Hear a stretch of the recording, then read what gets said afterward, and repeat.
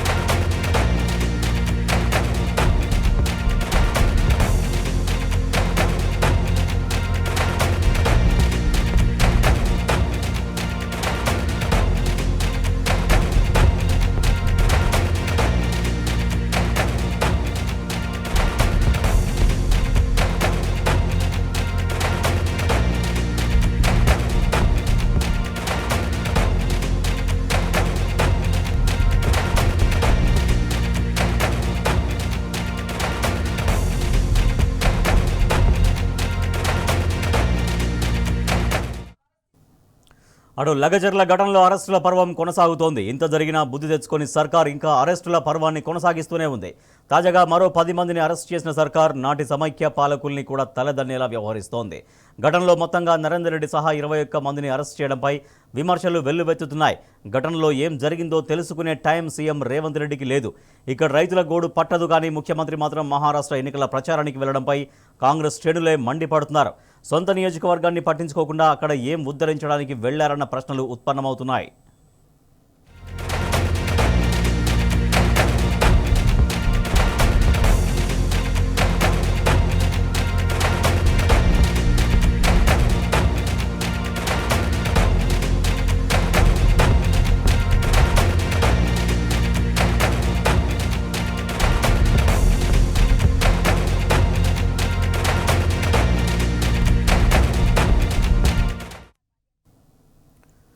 Lagacherla pharma city బాధిత రైతులు Telangana state SC ST కమిషన్కు ఫిర్యాదు చేశారు. ఈ మేరకు SC ST commission chairman Bakki వెంకటయ్యతో తమ గోడు వెళ్లబోసుకున్నారు. హైదరాబాద్లో బాధిత రైతులతో కలిసి మాజీ మంత్రి సత్యవతి రాథోడ్, బీఆర్ఎస్ సీనియర్ నేత ఆర్ఎస్ ప్రవీణ్ కుమార్, ఎమ్మెల్యేలు Kova Lakshmi, Anil Jadhav, Khanapur incharge Johnson Naik, ST cell coordinator Roop Singh కమిషన్కు ఫిర్యాదు చేశారు.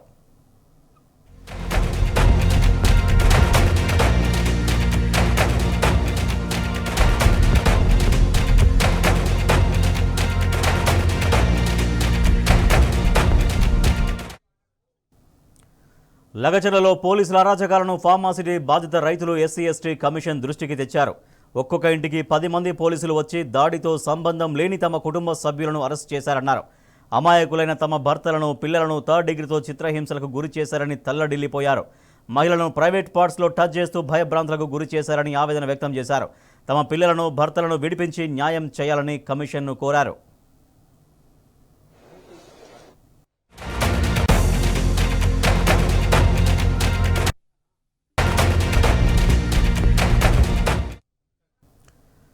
ఫార్మా కంపెనీ వద్దని గత కొద్ది నెలలుగా ఆందోళనలు చేయడంతో పాటు జిల్లా కలెక్టర్కు ఫిర్యాదు చేశామన్నారు బాధిత రైతులు. ఫార్మా వద్దని, మా భూములు మాకే కావాలని కలెక్టర్కు స్పష్టం చేశామన్నారు. తరతరాలుగా వారసత్వంగా వస్తున్న వ్యవసాయ భూములను వదులుకునే ప్రసక్తి లేదని తేల్చి చెప్పామన్నారు. అయినా ప్రభుత్వం మొండికి పోయిందని మండిపడ్డారు. ఎలాంటి సమాచారం ఇవ్వకుండానే కలెక్టర్, ఇతర అధికారులు తమ సంతకాలు తీసుకునేందుకు లగచెర్లకు వచ్చారన్నారు. సంతకాలు చేయాలని అధికారులు ఇబ్బందులు పెట్టడంతో అడ్డుకున్నాం తప్ప ఎవరిని కొట్టలేదని స్పష్టం చేశారు. ప్రభుత్వం కుట్రపూరితంగా తమ కుటుంబ సభ్యులను జైల్లో పెట్టిందని కమిషన్కు వివరించారు.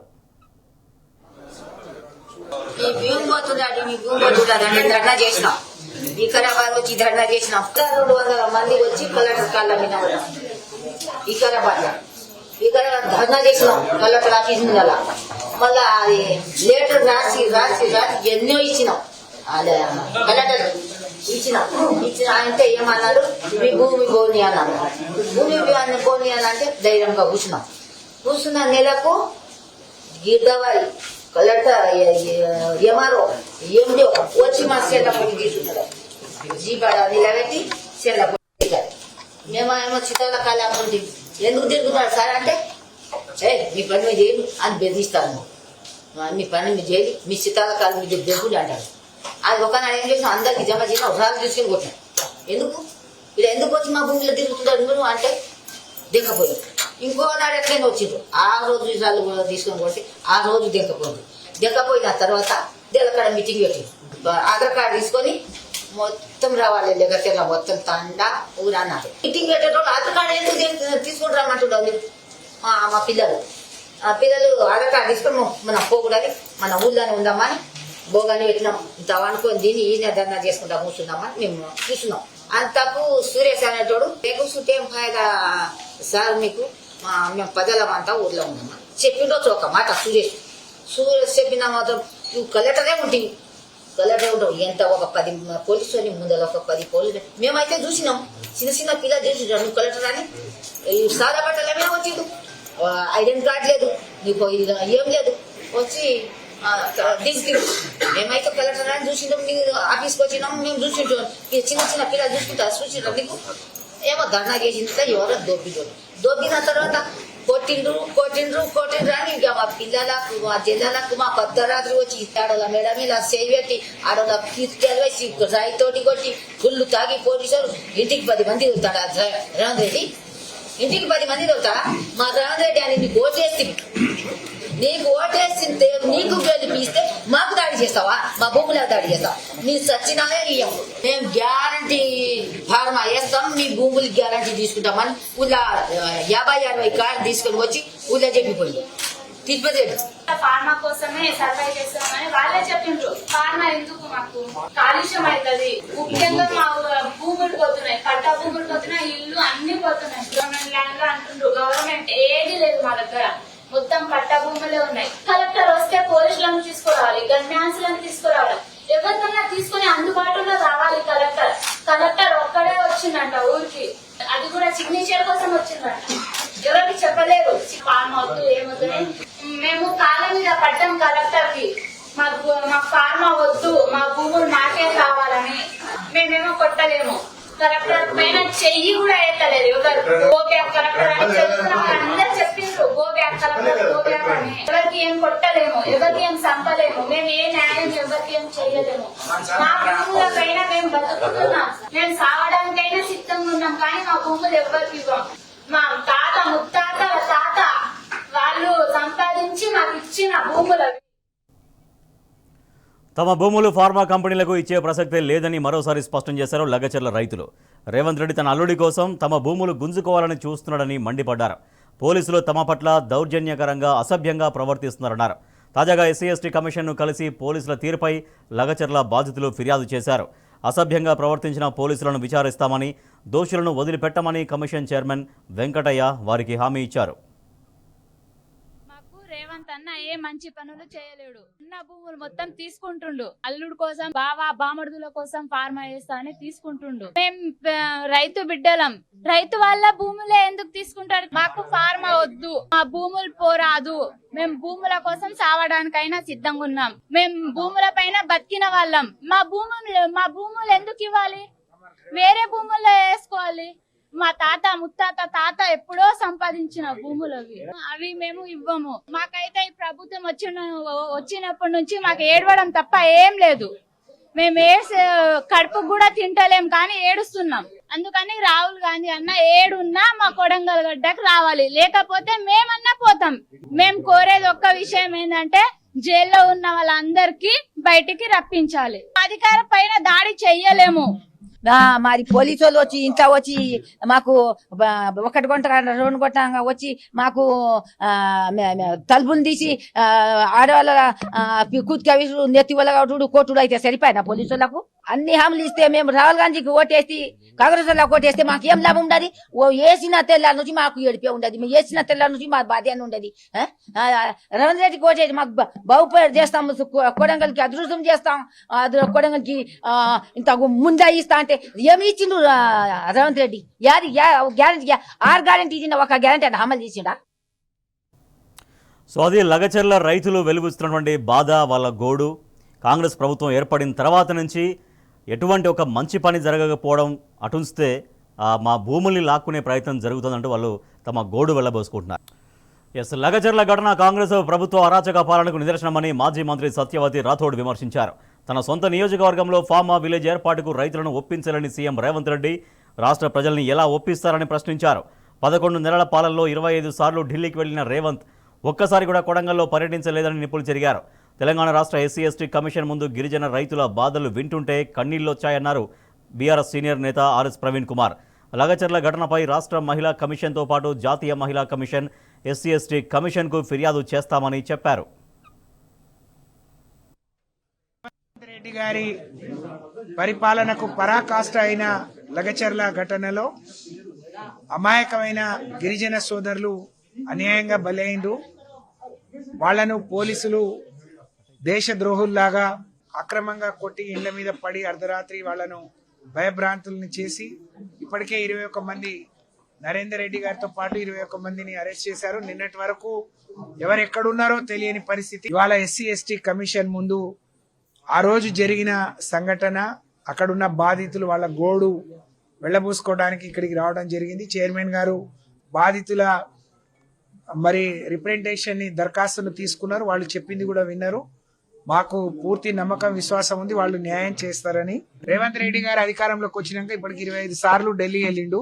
కానీ సొంత నియోజకవర్గాన్ని ఒకరోజు వెళ్లి రైతులను ఒప్పించడంలో వైఫల్యం చెందిండు.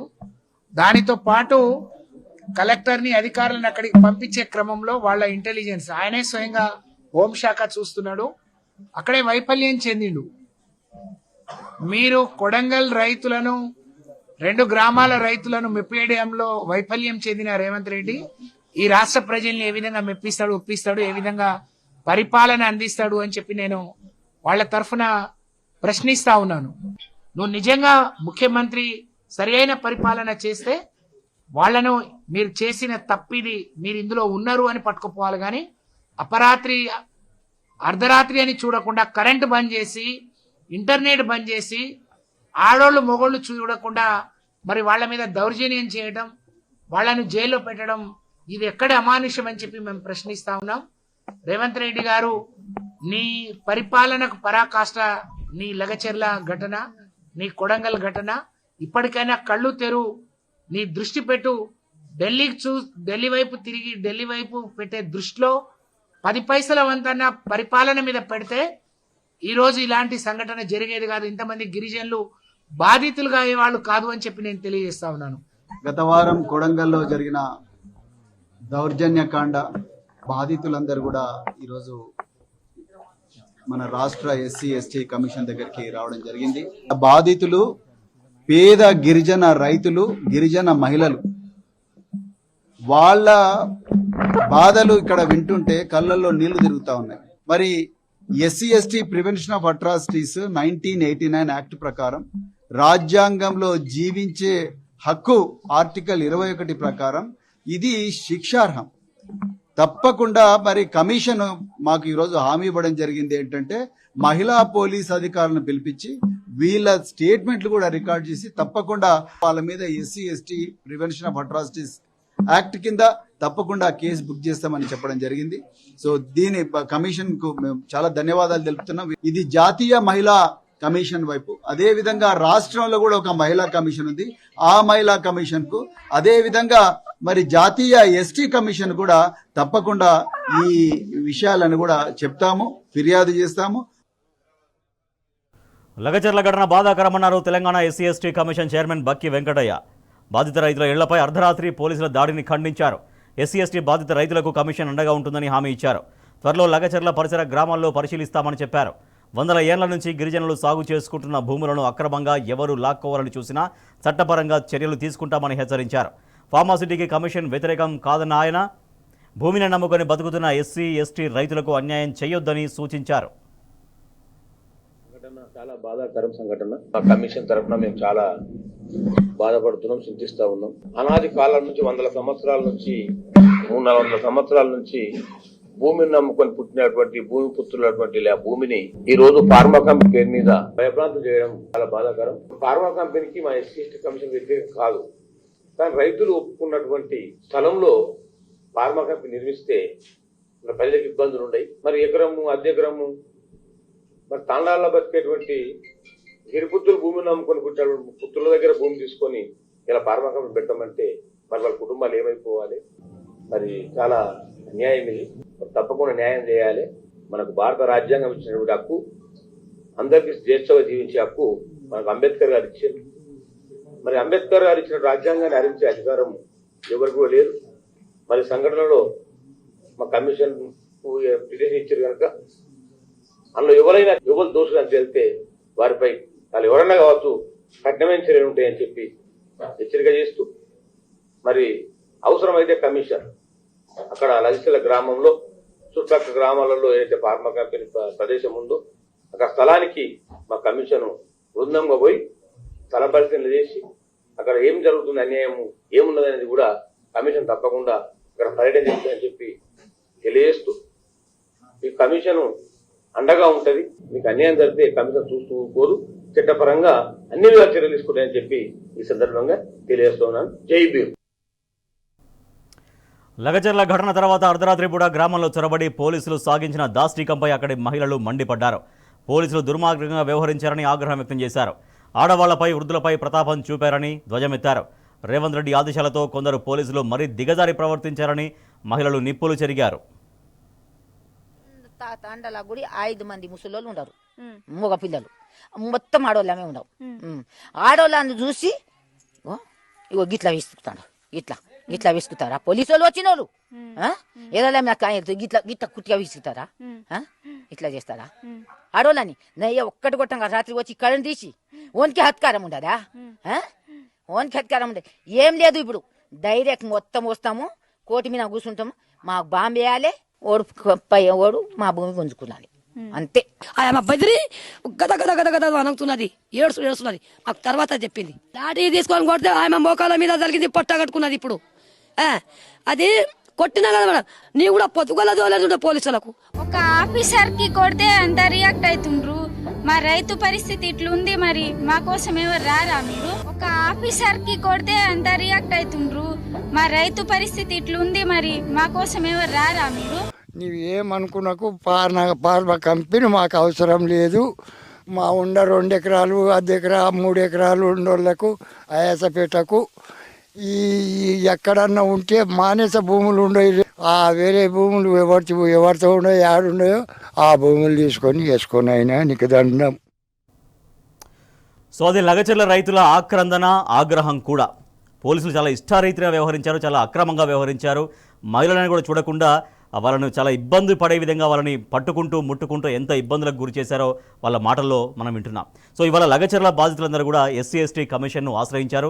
కమిషన్ వాళ్ళకి అండగా ఉంటుందని ఒక భరోసా కూడా కమిషన్ నుంచి వచ్చింది. అయితే ప్రస్తుతం హన్మకొండలో బీఆర్ఎస్ పార్టీ మాజీ ఎమ్మెల్యే శంకర్ నాయక్ మాట్లాడుతున్నారు. ఇదే అంశం పైన లైవ్ చూద్దాం. లంబాడి బిడ్డల గురించి మీకు తెలియదు. గిరిజన జాతి అంటేనే అడవిలో పుట్టి పెరిగిన జాతి, జంతువులను వేటాడి చంపి తినే జాతి. ఒకటే హెచ్చరిస్తున్నా, లంబాడి గిరిజన బిడ్డలతోటి పెట్టుకోకు. నువ్వు అందరికీ భయపెట్టినట్టు కాదు. ఇన్ని రోజులు శంకర్ నాయక్ అనేటోడు ఎందుకు మాట్లాడతలేడు అంటే ఓపిక పడుతున్నాం. ఓపికను పరీక్షించకూడదు, దయచేసి చెప్తున్నాం. గర్భిణి అని జ్యోతి అనే అమ్మాయి, గర్భిణి అమ్మాయి అని చూడకుండా అధికార మదముతో ఇష్టం వచ్చినట్టు నువ్వు ఒక తల్లికి, ఒక చెల్లికి, ఒక ఆడబిడ్డకు పుట్టలేదా? 9 నెలలు మోసి ఆ తల్లికి తెలుస్తుంది బాధ ఏంటో. నేను ఒక్కటే చెప్తున్నా, ఫార్మా కంపెనీ పేరుతో మీ బామ్మర్ది కోసం గిరిజనుల భూములే కావాల్సి వచ్చిందా? ఆ భూములతో మీ అల్లుడు కావచ్చు, ఎవరి కోసమైనా వాటి జోలికి పోకూడదు అని చెప్పి మర్యాదగా హెచ్చరిస్తున్నాం.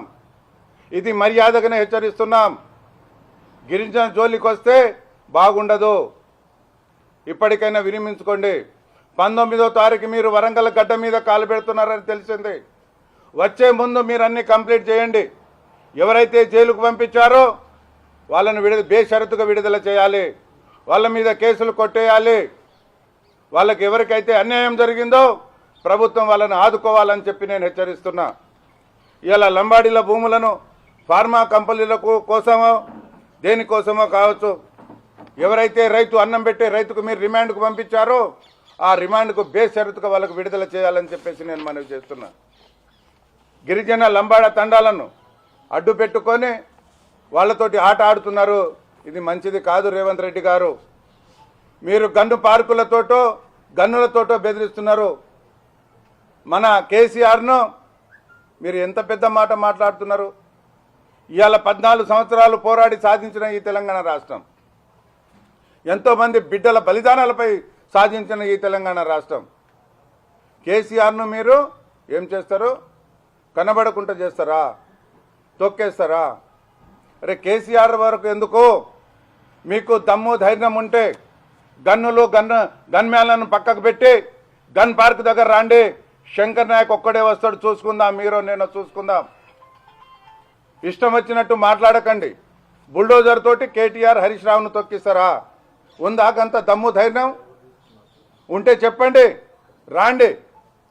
మీకు మొగతనం ఉంటే బుల్డోజర్ పట్టుకొని వస్తారో ఏది పట్టుకొని వస్తారో choice is yours, decide yourself. ఎక్కడ any centre in Telangana time పెట్టండి, మేము వస్తాం. తెలంగాణ బిడ్డలం వస్తాం. చూసుకుందాం, మీరో మేమో తెలుసుకుందాం. ఇష్టం వచ్చినట్టు మాట్లాడితే చూస్తూ ఊరుకుంటున్నారని చెప్పేసి అనుకోవడం ప్రజలు గమనిస్తున్నారు. మా గిరిజన బిడ్డలకు తెలియదు. కలెక్టర్ వచ్చాడా, రాజకీయ నాయకుడు వచ్చాడా అని తెలియదు పాపం. మేము ఎంప్లాయీల జోలికి పోయేటోళ్ళం కాదు, కలెక్టర్ల జోలికి పోయేవాళ్ళం కాదు. మా బుక్క కాడ మా అన్నం గుంజుకుంటున్నారని, మా భూములు కష్టపడి సంపాదించిన భూములు గుంజుకుంటున్నారని కోపంతో కక్షతో పని చేశారే తప్ప వాళ్ళు అధికారు కలెక్టరా ఇదా అని చెప్పేసి చేయలేదు. గిరిజనులు తప్పు చేస్తే నేను గిరిజనుల తప్పున క్షమాపణ కోరుతున్న అధికారులకు. కానీ గిరిజనుల జోలికి వస్తే వదిలిపెట్టే సమస్య లేదని చెప్పేసి నేను హెచ్చరిస్తున్నా. జాగ్రత్త బిడ్డ అని అంటున్నా. ఇవాళ అధికారం ఎవరికి శాశ్వతం కాదు. ఎవరికి శాశ్వతం అధికారం 4 రోజులే ఉంటుంది. తర్వాత ఉంటుంది సినిమా, చాలా పెద్ద సినిమా ఉంటుంది. అర్థం చేసుకోండి. కాలం చాలా గొప్పది. కాలం చాలా గొప్పది. కాలం నిర్ణయిస్తుంది. మీరు ఎన్నో అబద్ధాలు ఆడి ఆ పీఠ మీద కూర్చున్నారు. ఇవాళ కళ్యాణ లక్ష్మి తులం బంగారం అన్నారు. ఇవాళ 15,000 రూపాయలు మన రైతులకు రుణమాఫీ 2 లక్షలు అన్నారు. ఇవాళ రైతు బంధు అన్నారు, రైతు బీమా అన్నారు. తీసుకోండి, ఉరికిపోయి బ్యాంకులకు డిసెంబర్ 9వ తారీఖు నాడు మీకు 2 లక్షల రూపాయలు రుణమాఫీ అవుతుందని చెప్పారు. ఇవాళ మా ఆడపడుతులకు 2,500 రూపాయలు అన్నారు. యువతకు చెప్పారు. ఇవాళ ఎన్నో నానా మాటలు చెప్పి అన్ని అబద్ధాలే, నోరు విప్పితే అబద్ధాలే. ఇన్ని అబద్ధాలు ఆడి మీరు కుర్చీ మీద కూర్చొని ఇవాళ తమాషా చేస్తున్నారు. ఈ తమాషా పనికిరాదు. గిరిజనులతోటి పెట్టుకోకండి, దయచేసి గిరిజనులతోటి పెట్టుకోవద్దు. వాళ్ళ సహనాన్ని పరీక్షించవద్దు. ఒక్కసారి గిరిజన బిడ్డలకు అందరికీ సైగ చేస్తే అప్పుడు ఉంటుంది సినిమా. ఏ ఊరు కూడా తిరగలేరు, ఏ నియోజకవర్గం తిరగలేరు, బయటికి రాలేరు అని చెప్పి నేను హెచ్చరిస్తున్నా. దయచేసి ఇప్పటికైనా మీకు ఏ మాత్రం సోయి ఉన్నా ఆ గిరిజనుల మీద పెట్టిన కేసులు ఎవరికైతే జైలుకు పంపిస్తారో వాళ్ళని విడుదల చేయాలి, బేషరతుగా విడుదల చేయాలని చెప్పి నేను మనవి చేస్తున్నా. ఇంకా చాలా విషయాలు ఉన్నాయి. కానీ నేను ఒకటే అనుకుంటున్నా, నా గిరిజన జాతి చాలా కష్టపడి బతికే జాతి, అబద్ధం ఆడని జాతి, కష్టాన్ని నమ్ముకొని బతుకుతున్న జాతి. వాళ్ళు ప్రతి ఇంట్లో, నీ ఇంట్లో కూడా పనిచేసేది నా గిరిజన బిడ్డలే. నాకు తెలుసు. మీరు మొన్న ఇంట్లో పిలిచి వార్నింగ్ ఇస్తున్నారు. అరే ఇంట్లో పిలిచి వార్నింగ్ ఇస్తే మొగతనం కాదు. గ్రౌండ్లో రావాలా, గ్రౌండ్లో వచ్చి చూడాలి, అప్పుడు తెలుస్తుంది మజా ఏంటిదో. ఇవాళ నేను ఒకటే ప్రభుత్వాన్ని హెచ్చరిస్తాను. మినిస్టర్లు కావచ్చు, కాంగ్రెస్ ఎమ్మెల్యేలు కావచ్చు, మీరు దయచేసి ఇవాళ గిరిజనుల ఓట్ల మీద గెలిచినామనేది మర్చిపోతున్నారు. రాబోయే కాలంలో చాలా పరిణామాలు చాలా దారుణంగా ఉంటాయి. రేవంత్ రెడ్డి గారు, మీరు ఏదైతే లంగజర్లలో చేసిన నేరాలు ఘోరాలకు తప్పకుండా మూల్యం చెల్లించవలసి వస్తుంది. మీరు మర్చిపోకండి, కాలం చాలా గొప్పది, కాలం నిర్ణయిస్తుంది. మీరు కేసీఆర్ గారు కానీ హరీష్ రావు గారు కానీ గారి గురించి మాట్లాడినా, రామన్న గురించి కానీ ఎవరిది ఏమీ పీకలేడు, ఎవ్వడేం పీకలేడు. ఛాలెంజ్ చేసి చెప్తున్నా, నేను ఛాలెంజ్ చేసి చెప్తున్నా. మీరు మాయ మాటలు, మీ మాటలు నమ్మే పరిస్థితిలో ప్రజలు లేరు. మాయ మాటలు అయిపోయినాయి, అన్ని మాటలు అయిపోయినాయి. దేవుళ్ళ మీద ప్రామిస్ చేసిండ్రు, అది కూడా మర్చిపోయినరు. ఇవాళ కాకుంటే దీపావళి పోయింది, దసరా పోయింది, అన్నీ పోయినాయి. మీ మాటలు నమ్మే పరిస్థితిలో ప్రజలు లేరు. రాబోయే స్థానిక ఎలక్షన్లో మా సత్యంతో సాడతాం. నేను ఒకటి మీకు ఫైనల్గా నేను హెచ్చరిస్తున్నా, దయచేసి వరంగల్ గడ్డ మీద కాలు పెట్టే ముందు మీరు బేషరతుగా అక్కడ ఏదైతే రిమాండ్ చేశారో వాళ్ళని విడుదల చేయాలి, వాళ్ళ మీద కేసు ఎత్తేయాలి. ఆ ఫార్మా జోలికి పోకూడదు. మా లంబాడా గిరిజనుల భూములకు జోలికి పోతే చాలా పరిణామాలు తీవ్రంగా ఉండేది, మూల్యం చెల్లించుకుంటారని చెప్పేసి కోరుకుంటూ, అలాగే గిరిజన బిడ్డలారా, లంబాడి హక్కుల పోరాట సమితి కావచ్చు, ఎరకల ఎన్ని సంఘాలు ఉన్నాయో అన్ని సంఘాలు కులాలకు అతీతంగా, మతాలకు తగ్గ, పార్టీలకు అతీతంగా ఏకం కావాల్సిన సందర్భం, కాలం వచ్చింది. బిడ్డ, మీకు మా గిరిజన బిడ్డలకు ఒక్కటే చెప్తున్నా, ఒకటి కాలేదనుకోండి చాలా చాలా ఘోరంగా ఉంటుంది పరిస్థితి. రెడ్డిగా సొంత కుటుంబానికి లాభం చేకూర్చడం కోసం గిరిజనుల జోలికి వెళ్లొద్దు, వాళ్ళ బతుకుల్ని ఆగం చేయొద్దు అని చెప్తున్నారు మాజీ ఎమ్మెల్యే శంకర్ నాయక్. గిరిజనులతో పెట్టుకోవద్దు, వాళ్ళ సహనాన్ని పరీక్షించొద్దని డిమాండ్ చేస్తున్నారు. కేసులు విరమించుకోవాలి, మళ్ళీ ఫార్మా కంపెనీ పేరిట ఆ భూముల జోలికి వెళ్లొద్దు అంటూ కూడా ఆయన డిమాండ్ చేస్తున్నారు. మరో చిన్న బ్రేక్ తీసుకుందాం, చూస్తూనే ఉండండి టీ న్యూస్.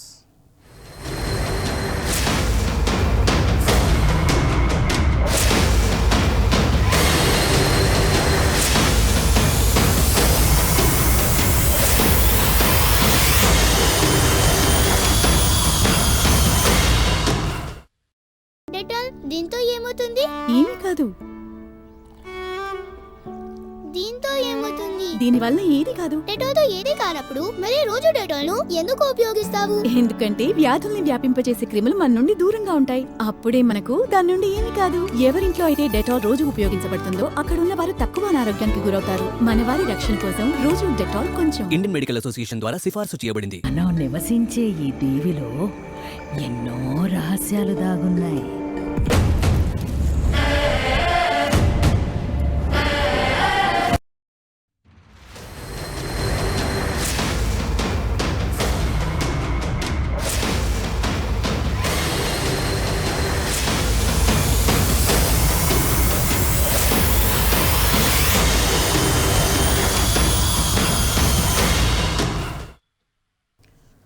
లగచర్లలో అక్రమ అరెస్టుల పరంపర కొనసాగుతోంది. మాజీ ఎమ్మెల్యే పట్నం నరేందర్ రెడ్డి సహా 11 మందిని అరెస్ట్ చేశారు. ఇవాళ మరో 10 మందిని అమాయక గిరిజనులను పోలీసులు అరెస్ట్ చేశారు. దీంతో ఇప్పటివరకు అరెస్ట్ అయిన వారి సంఖ్య 21కి చేరింది. అక్రమ అరెస్టులపై లగచర్ల వాసులు, బీఆర్ఎస్ శ్రేణులు భగ్గుమంటున్నాయి.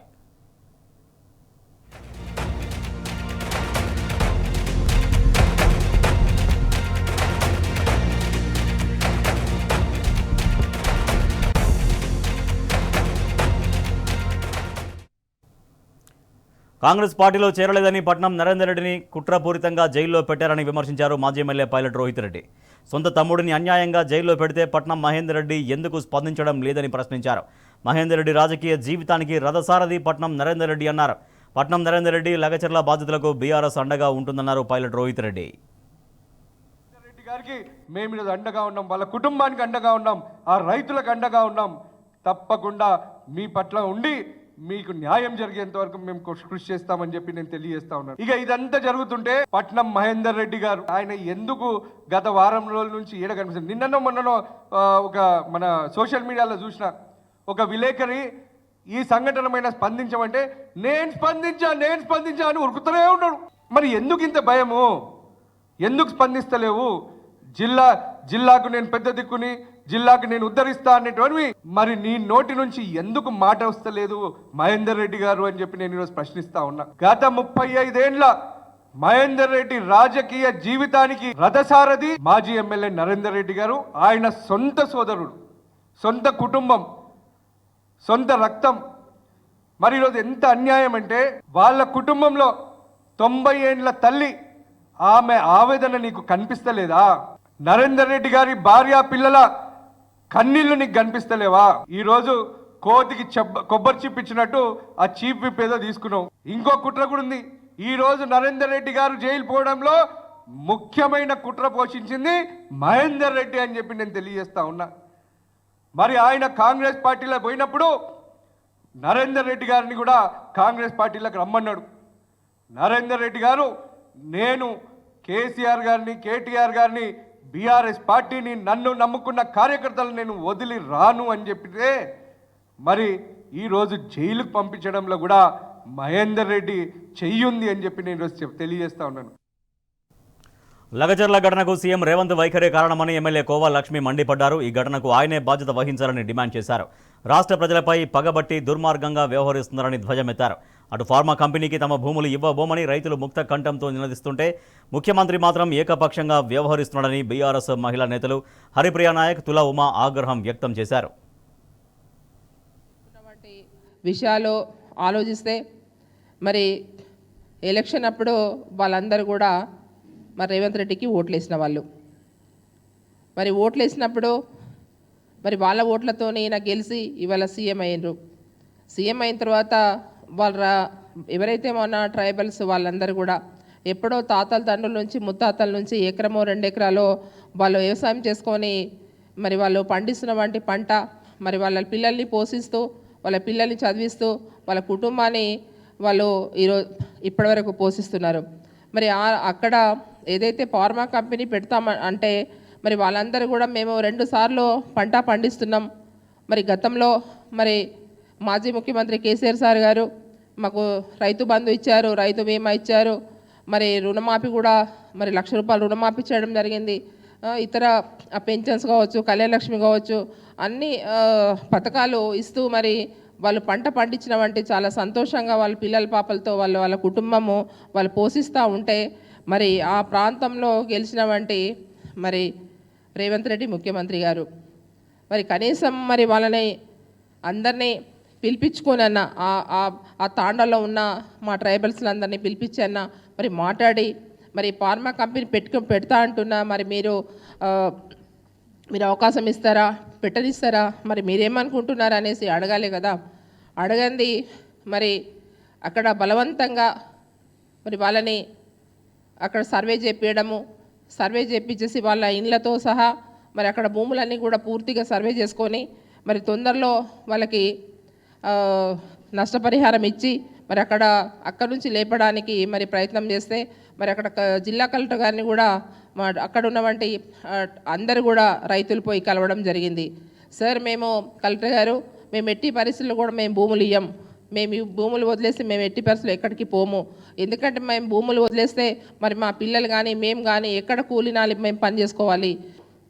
తాగిపోయి మరి ఆడవాళ్ళని లైట్లు బంద్ చేసేసి మరి రకరకాలుగా ఇప్పుడు చెప్పారు రకరకాలుగా వాళ్ళని ఎక్కడంటే అక్కడ తన్నడం, ఎక్కడంటే అక్కడ పట్టుకోవడం. అటువంటి సంఘటనలు ఒక ముఖ్యమంత్రి నియోజకవర్గంలో అయిందంటే మేము కూడా ఇవాళ గెలిచి మేము ఆసిఫాబాద్ నియోజకవర్గంలో కొమరంభీం జిల్లాలో ఈరోజు మేము ఎమ్మెల్యేగా ప్రజెంట్ ఎమ్మెల్యేగా ఉన్నాం. మరి మా నియోజకవర్గాల పరిస్థితి ఏంది? ఆయన నియోజకవర్గంలో మరి ఆయన ముఖ్యమంత్రిగా ఉండి ఆయన మరి అక్కడ ప్రజల గురించి మాట్లాడాడు. ఇవాళ హోంశాఖ కూడా ఆయన దగ్గర పెట్టుకొని మరి కనీసం పోలీస్ డిపార్ట్మెంట్ ఏం చేస్తుంది?